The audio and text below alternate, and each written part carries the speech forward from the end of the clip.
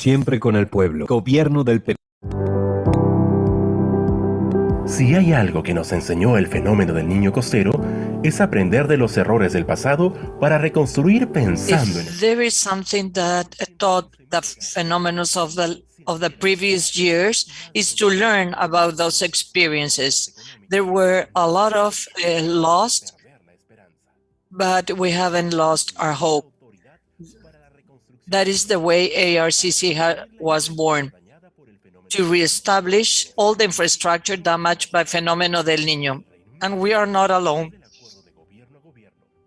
The United Kingdom, through the G2G, provides technical assistance and all the knowledge to develop all these infrastructures projects that will be the main legals to live in our country. We signed 32 contracts to develop works as the health center in Limón de Porcuya in Piura and the school Angelitos de Jesus in Ancash. Completed that hospital and the improve of the schools, there are thousands of Peruvian citizens believing in a better Peru.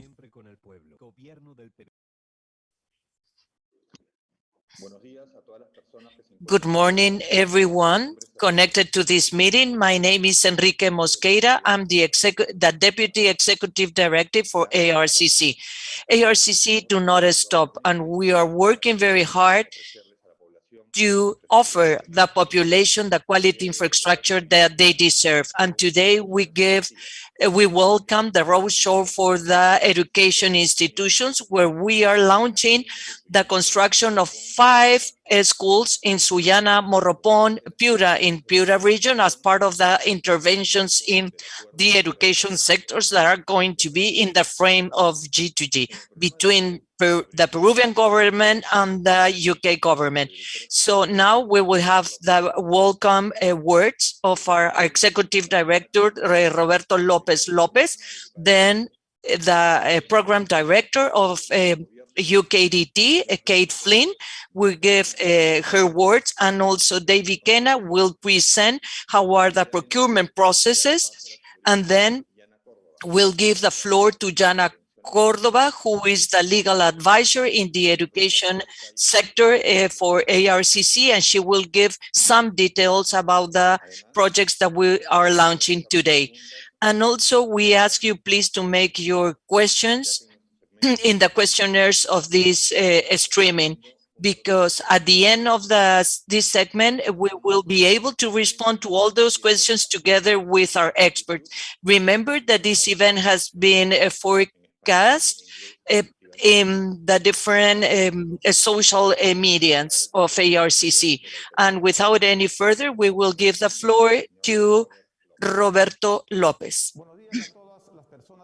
Good morning, everyone who is connected. I'm Robert Lopez, Executive Director of ARCC. I'm giving a warm welcome to this event, where we are going to submit the procurement processes applicable to 2 companies or consortiums, contractors that are going to be in charge of building 5 schools in the provinces of Sullana, Morropón, Piura, of region Piura, and we also will explain the technical details and also we will explain the procurement process. Peru has become an excellent commercial target. We are recovering from the pandemic, and we keep a stable currency change. Only talking about the profile of the entity, we've been managing 32 contracts with more than 3,027 million of soles for the reconstruction of schools, preventive works, and health centers that has a resilience approach to protect them against all the natural disasters in our country. This work has been executed in the G2G frame that we signed with the United Kingdom. That allowed us to have a special contractual characteristic, which is the NEC contract, providing the best clauses and the best terms and conditions for adapted to the particularities of each contract.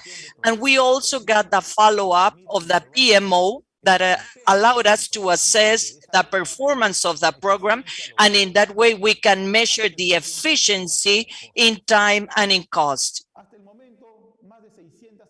More than 600 companies from 27 different countries participate in our procurement process. We expect that today more companies can be part of this transformation in our country. That's why we invite you to show your history in this pre-qualification process through our portal of ARCC, arcc.gov.pe, and to be part of this process that the Peruvian government is fostering at a national level. Thank you so much for your participation. Thank you, Director. Now we will start with the presentations where we are going to explain the business opportunities between the United Kingdom and the Peruvian government. Kay Flint will explain the impact of those contracts. I have great pleasure to say a few words regarding the support of the United Kingdom to the ARCC. My name is Kate Flint, and I'm the Program Director of the UKDT. My background and experience is delivery of major infrastructure programs. I've worked on high-speed rail projects, nuclear power plants, and the Olympic Games. And then in November 2017, I had the pleasure of coming to Peru to support on the design and construction of the infrastructure for the Lima 2019 Pan American Games.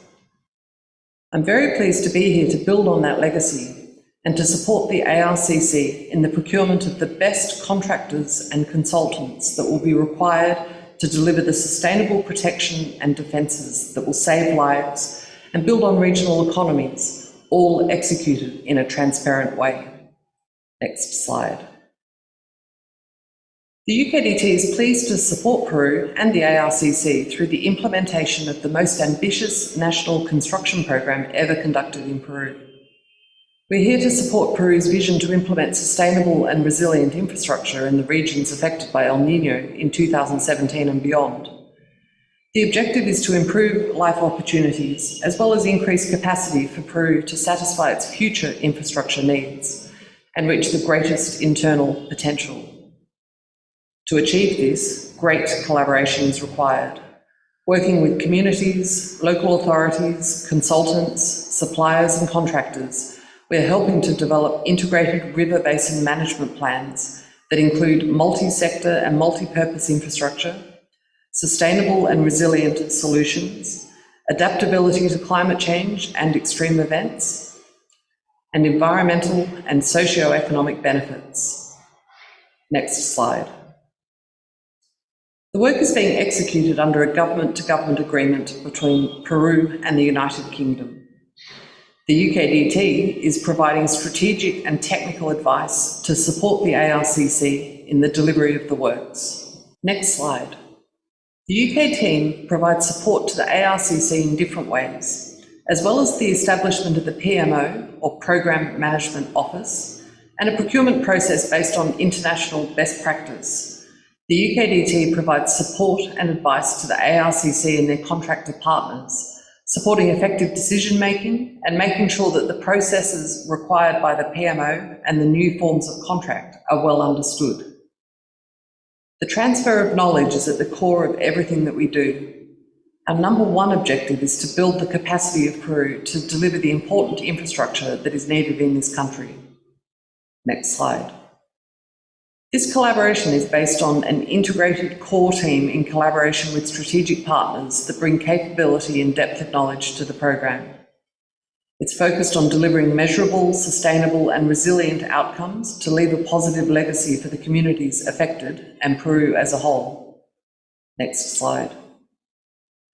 The opportunity that we are talking to you about today is much broader than purely design and construction projects. It is significant in terms of its scale, breadth of responsibilities and the number of people who will benefit from and be impacted by the project. Because of this, it will be essential that high international standards are met in areas such as environmental management, procurement, design management, the management of health and safety, as well as working with local communities. Last slide. What does this mean for you? With the support of the UKDT, the ARCC is achieving transparency, efficiency and consistency, decisions on time and the control of change, improving professional practice and standards with a focus on social results. It is supporting economic reactivation and a shift towards building and growing a legacy together. Thank you for your time. I hope that you enjoy the other presentations, and at the end of the roadshow, I will be available to answer any questions you may have. Thank you.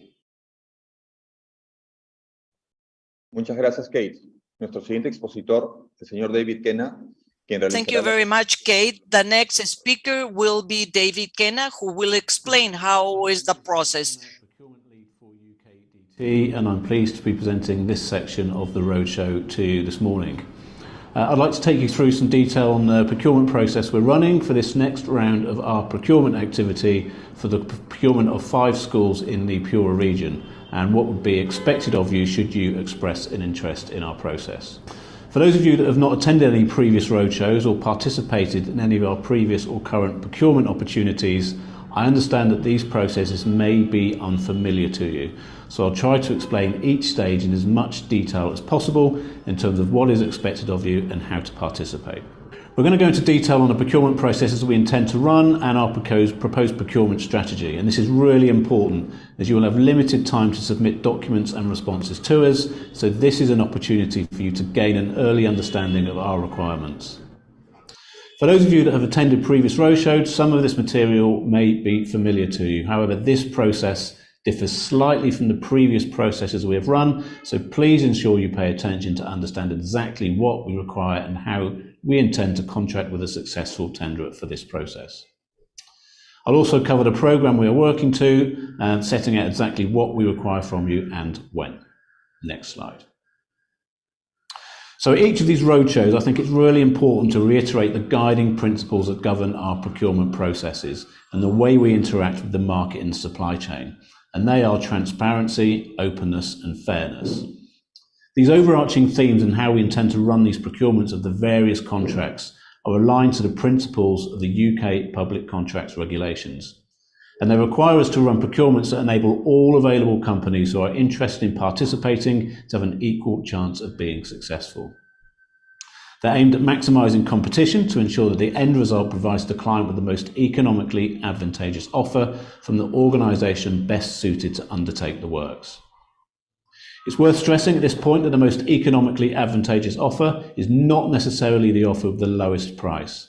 It is a mixture of technical and commercial scoring, as the lowest price does not always provide the client with the best value offer. Only those companies that can best demonstrate both previous experience and the capacity to undertake the work, combined with their commercial submission, will score well in this process. And you'll notice that the theme of transparency, openness and fairness runs through all our procurement processes and is at the core of what we are trying to achieve.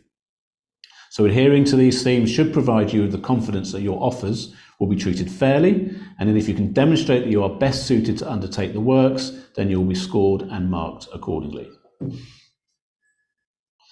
So with respect to our contracting strategy, we considered various contract forms in our decision-making process, and as many of you will probably already be aware, we decided that the best form of contract to use would be the new engineering contract, or NEC.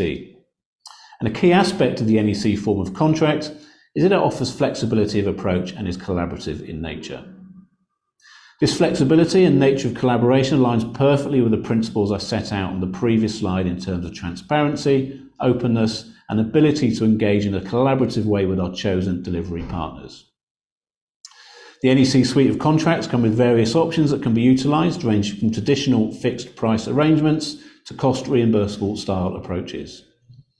The NEC option we're using for this procurement is the engineering and construction contract option A.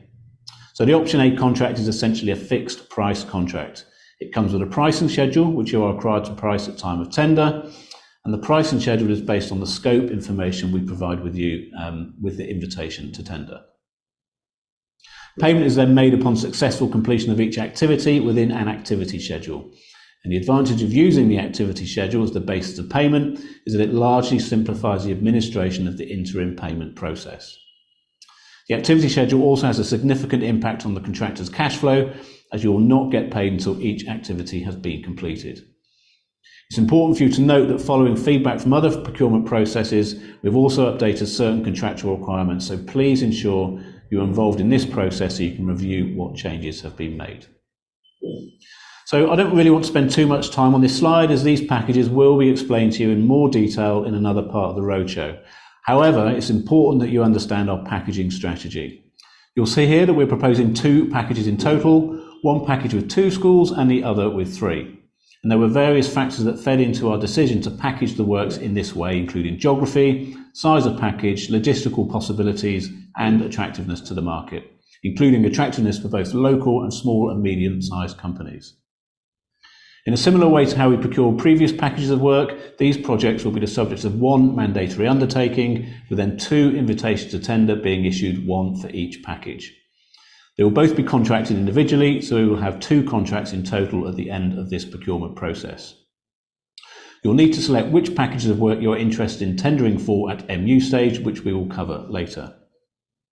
So you can see here the details of the schools included in packages and the approximate values, and they are just approximate and are used purely for illustrating the order of magnitude of the size of each package. It's important to note that we will not be operating a win-one only rule for these packages, therefore subject to suitability, you do have the opportunity of being awarded both packages. Next slide. So the procurement process we intend to run for these schools will be undertaken in 2 main stages. And this is different to previous processes we have run, as we will not be running a full pre-qualification process. This will be undertaken as part of the ITT, or the invitation to tender stage. So this graphic explains how we move from a long list of interested suppliers to one supplier who has won the competition and has been awarded the contract. So firstly, following the presentation today, and in addition to those companies that have already registered with us following previous roadshows, if you wish to be considered for these opportunities, you must first submit your details on the Arcc website. You'll also be asked to provide some simple details in order to confirm that your organisation has the capacity and ability to undertake the works you are expressing an interest in. And this avoids including any companies in our process that are not suitable to be involved. The number of companies who can register an interest at this stage is unlimited. So following receipt of the long list of companies, your details will be registered on our Procurement Portal Award, and you will then receive an email notification when the MU is ready for download. And the intention of the mandatory undertaking is to ensure that only those companies who receive the ITT have the necessary turnover requirements and are able to sign the mandatory undertaking declaration, which includes, amongst others, anti-bribery, collusion, conflict of interest and confidentiality declarations. We will then review the MU submissions to ensure they have been adequately completed and that all requirements have been satisfied. And the number of companies eligible to pass through to the ITT stage again remains unlimited. You're also required with your MU submission to select which packages you'll be invited to tender for.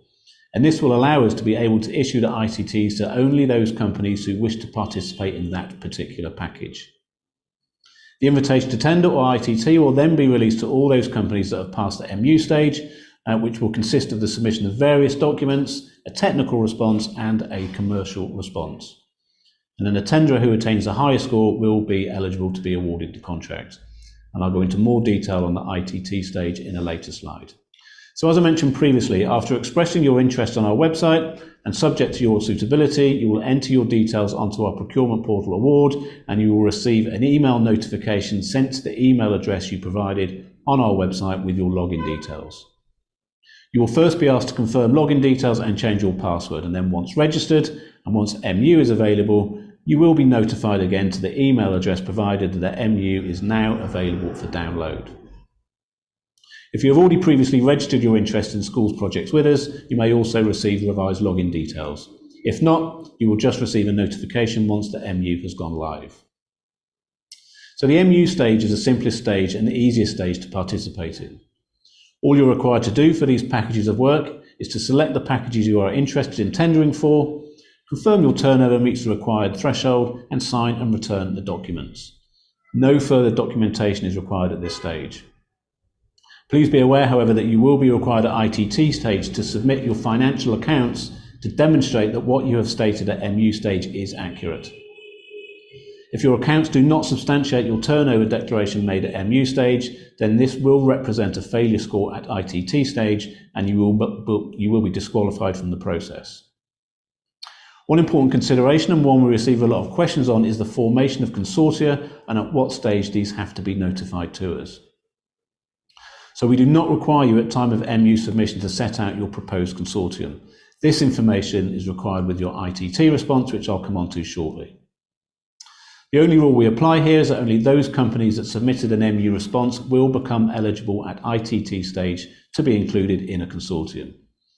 So it's vital that all those companies, whether they intend to participate in a consortium or not, who wish to be included in the ITT stage, submit an MU response. However, if you do wish to submit your MU as a consortium, you can do this too. However, if we receive one MU response on behalf of the whole consortium, signed by all members, which it will need to be, then that consortium cannot be changed when you submit your ITT. So if you're unsure of what your companies will comprise within your consortium at this stage, it's better to submit individual MU responses to preserve your options of how you intend to form your consortium. So this slide explains the invitation to tender stage. So following the submission of your MU and subject to providing all required documentation duly signed, you'll be notified through award and then will then receive the invitation to tender also through award for the packages you have expressed an interest in. As we're not running a PQQ stage for this process, we'll be asking you some pass-fail questions and also various questions not only about how you intend to perform and undertake these works, but also on your previous experience of undertaking work similar to what we are procuring here. So these questions, looking at your previous experience, are essentially designed to test your capacity and ability to be able to undertake the works you wish to be invited to tender for. As I mentioned previously, the questions will also require you to confirm your turnover threshold. And this question is designed to ensure that only those companies of a sufficient size and capacity are admitted through to this stage. However, if you are a smaller company who does not meet these threshold requirements, you are not necessarily excluded. You do have the option of forming a consortium with other companies where the combined turnover of all companies in that consortium will be taken into consideration. As this is an ITT stage, we will also be asking questions regarding your approach to delivery of the project in question. We also, of course, require a commercial submission from you, which represents your commercial offer to us. Under the NEC option A, we will require you to complete the pricing schedule we issue with the ITT and also the activity schedule, which I mentioned previously. The commercial score is then added to the technical score to arrive at an overall score out of 100%. And then the highest scoring tender then becomes eligible to be awarded the contract. Next slide. So I'd just like to briefly explain the various sections set out in the ITT against which you are required to submit your proposals. The qualification section, section A, is the section that you complete to sign and return the acceptance of tendering conditions. Although it sits outside the pass-fail section, failure to sign and submit these documents here with your ITT may result in your disqualification from the process. Section B mainly contains pass-fail questions, although some are submitted purely for information only and contain questions such as your company details, contact details, address, and parent company. We then ask you questions on your financial details, including net asset values and insurances. It's important to note that the questions covered in the pass-fail section need to be passed. If you fail any of them, we will not proceed to further evaluate your responses. It's really important, therefore, that you read the questions carefully, and if you have any queries, please raise them appropriately to us through the award portal. Section C then looks back at your previous experience with questions intended to assess your suitability for these works. Section D questions are then forward-facing and are designed to test how you would approach the delivery of these projects in question. And key questions will be around your proposed programme of works, your proposed project execution plans, and how you will manage the process. Finally, section E is the commercial section, which represents your commercial offer to us. Under the NEC option A, we will require you to complete the pricing schedule we issue with the ITT and also the activity schedule. So typically, and in line with our requirement to award the contract to the tenderer who has submitted the most economically advantageous tender, the scoring will be weighted in favour of the technical section, normally a 70-30 technical commercial split. And this ensures that the lowest price does not automatically win the competition, but that the contract is awarded to the tender who represents best value. Next slide. So this slide sets out the immediate actions following the roadshow today. As I mentioned previously, following this roadshow, which is represented by the first yellow square on this programme, registration will open on the ARCC website. This registration, represented by the blue bar, will remain open until the 11th of October.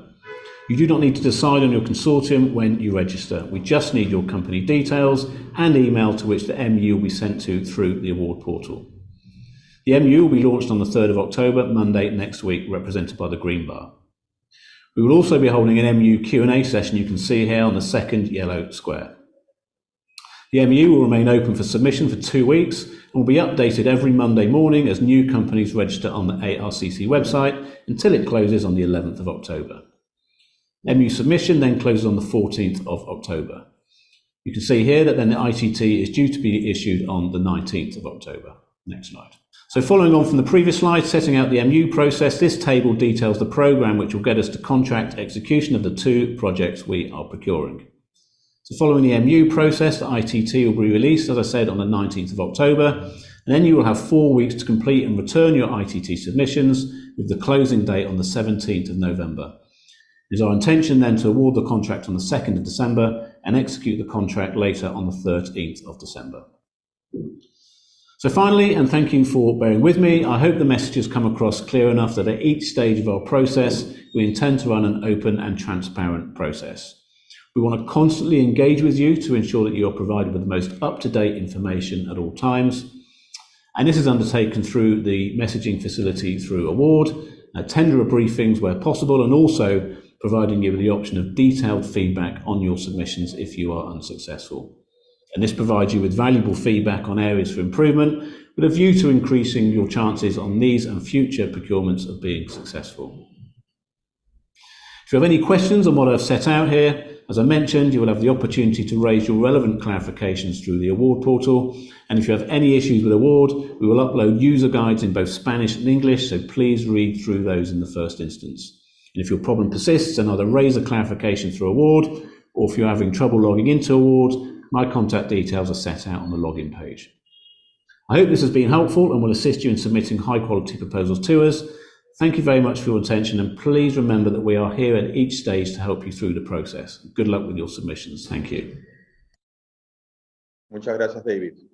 A continuación, la abogada Yana Córdoba, asesora Thank you, David. Now is the time of Joanna Cordova, who is a part of the legal team of ARCC. Thank you, Ernesto. My name is Joanna Cordova. I am a cooperator in the education sector, and I will be in charge of presenting the interventions for this coming procurement. As you know, ARCC signed on the year 2021 the contract NEC option F for the construction of 15 schools with the contractor JE. But during the month June and July, we terminate those contracts, and today we got 5 contracts that are part of the package 10 and 11 that require to be relaunched to finish those works. I will explain what are these interventions. Those contracts that we will sign for the execution of these new schools are going to be NEC contracts option 8. As I mentioned, package 10 got 2 schools, the 2 schools and the technical school of application with the specific code. And at the same time, package 11 with 3 schools where we got the recovering of the school Maria Ignacia de González, the rebuilding of the school Daniel Alcides Carrión, and the school San Jose.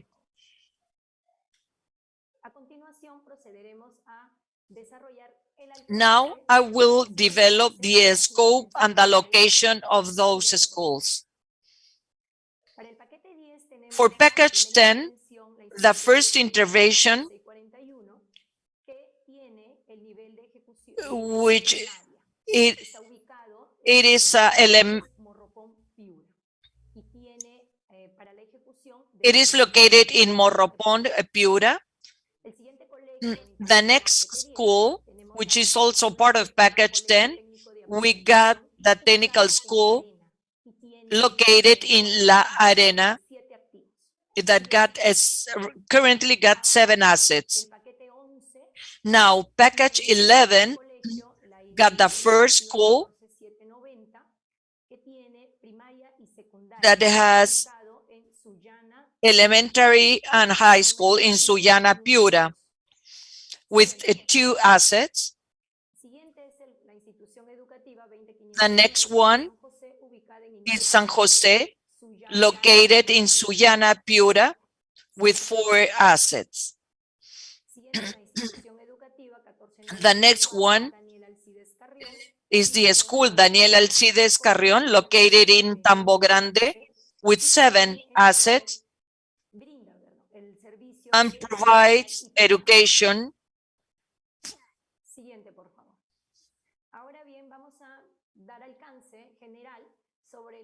Now I will explain in the scope of the execution of the rest. In this school located in Morropón, we got an estimated period of 125 calendar days, and an 80% needs to be executed. It is true that the work done by JE, it has a minimum progress. That is why it is so important what is left to be executed. So the contractor in this case need to develop the review for the demolition, reconstruction, or refurbish, and that is going to be defined after the assessment on the site. What we are looking for in the execution of these works is to provide works for the whole site, including external and internal works and the landscaping, and then the equipment responding to the design of the construction. Remember that we already got a technical documentation which is already approved. For this school located in La Arena, we got an estimated execution period of 160 days, and the execution balances of 90%. So at the time we terminate the contract, the progress was minimum. And as well, in this school, the contractor will be able to verify if they are going to demolish, rebuild, and that will be defined after their assessment on the site. We will provide infrastructure in the whole site that should include external works and internal walls, and the supply of education equipment according to the design of the school. In package 11, for this school in Sullana, we consider an execution plan for the works of 120 days. In this case, the contractor, after the visit to the site or after they need to decide if they are going to demolish or refurbish that school. It is important to provide infrastructure for the whole site, including external works and landscaping, and as well the equipment and the supply of education equipment according to the design and construction. The next school also got an estimated period of 140 days and needs to be executed 80% of the works. In this case, we got 4 assets, each of only one level, and the contractor need to define the demolition, reconstruction, refurbish, or construction defined after their research on the site. And besides, includes everything related to the education equipment.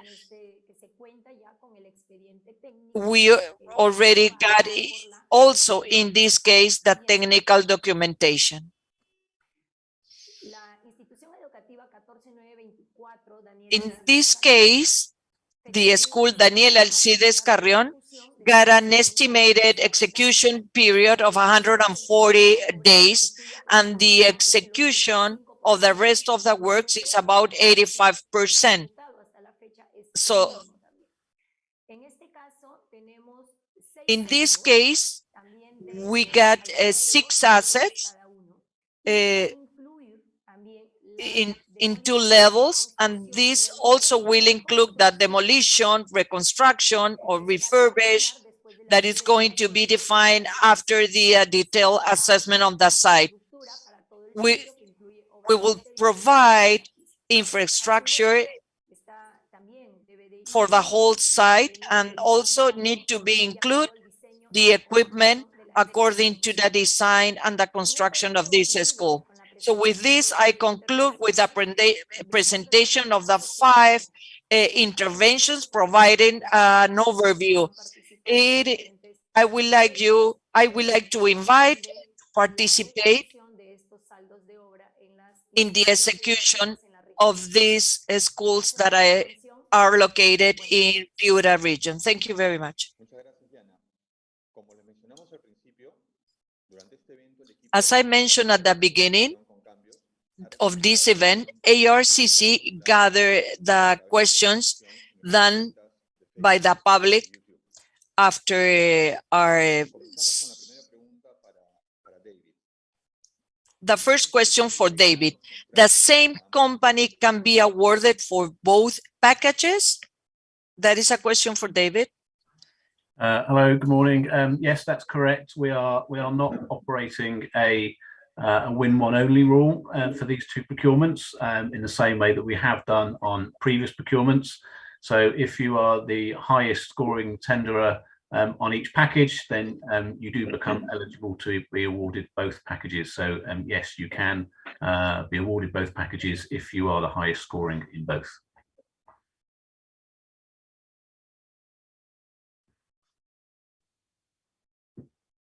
Gracias, David. Yana, with these interventions are coming from a terminated contract with a contractor, did you finish, or this is going to have an impact in the works with a new contractor? Thank you for that question. Yes. As we had a contract with a company executing those 15 schools, as well the NEC contract option F through the clause C 90.4 establishes, as we as a client, we got a period of 12 weeks to proceed the liquidation of those accounts. And that period started when we issued the termination certificate. So that means that we got a period until October 10th to proceed with the settlement. Once we got a period establishing the contract, but this has no impact in any way in the normal execution of those works. David, if a company approves the MU stage, can we form a consortium with a company that has no so much experience? Yes, you can. Thank you for the question, because we do get a lot of queries on forming consortia. So you have to form your consortium at the mandatory undertaking stage, which is different to how we've run previous processes, because as I mentioned in the presentation, we are not running a pre-qualification stage. So you need to form your consortium at mandatory undertaking stage, and then answer the questions as a consortium during the ITT stage. There are two different sets of questions at ITT stage. There are pass-fail questions, as I mentioned, and there are also technical questions which will be technically scored. Your consortium has to pass each of the pass-fail questions for each member of the consortium. So if you do form a consortium at mandatory undertaking stage, then at ITT stage, each member of your consortium needs to pass all the pass-fail questions. And then for the technically scored questions, you just need to provide a joint response as a consortium. So you can join forces with other companies to form a consortium, but please bear in mind at ITT stage, each member of the consortium will need to pass all the pass-fail questions.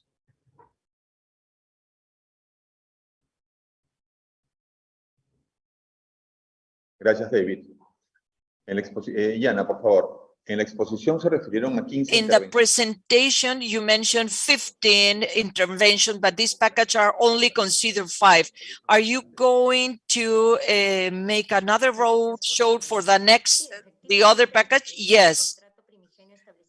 Yes, the main contract established 15 interventions. This package 11 and 12 only include 5 interventions. As you know, package 10 and 2 in package 10 and 3 in package 11. These are the only interventions that are ready to be executed. The other 10 interventions, we made a lot of efforts. They are already in process of execution. That's why we are only launching package 10 and 11.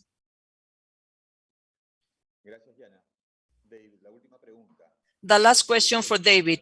Why the schedule of this procurement process is shorter than other processes executed by ARCC?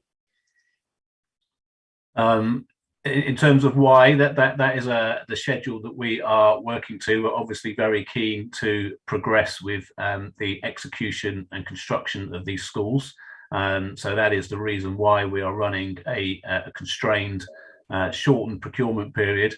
And that is the reason why, as I mentioned earlier, that we are not running a separate PQQ process, pre-qualification process, and we are combining that with the invitation to tender stage process.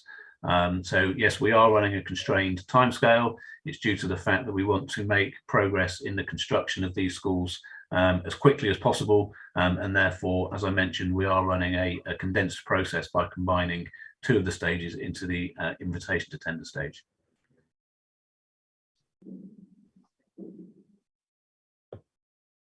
Gracias, David. Yana, la última pregunta, por favor. The last question, Yana. The authority is trying to hire a management company as they are doing with other packages. Not in this case. In this case, what we require, and this is to hire a contractor or subcontractor in charge of the direct execution of those works. That is why in our contract or in the future contract that you will be signing is NEC contract option A. We are not hiring a management company, we are hiring a contractor.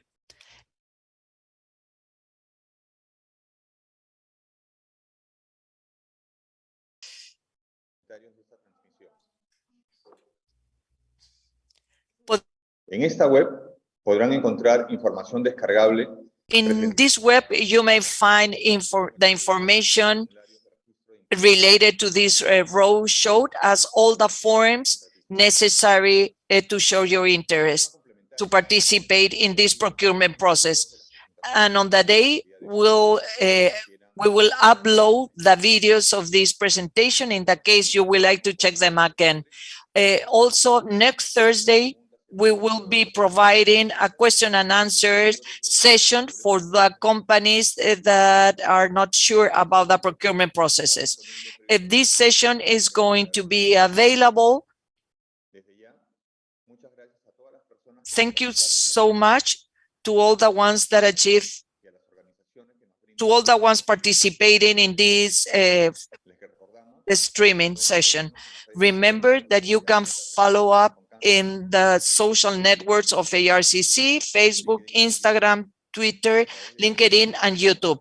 Through those platforms, we share all the progress in the different lines and also the calls to any procurement processes and events like today's. Thank you so much for being here.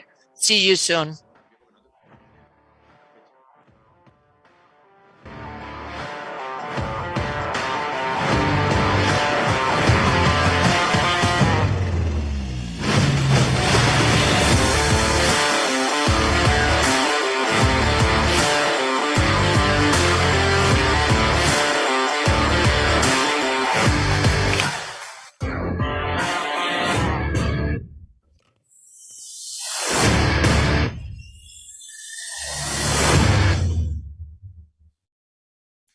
Siempre con el pueblo. Gobierno del Perú.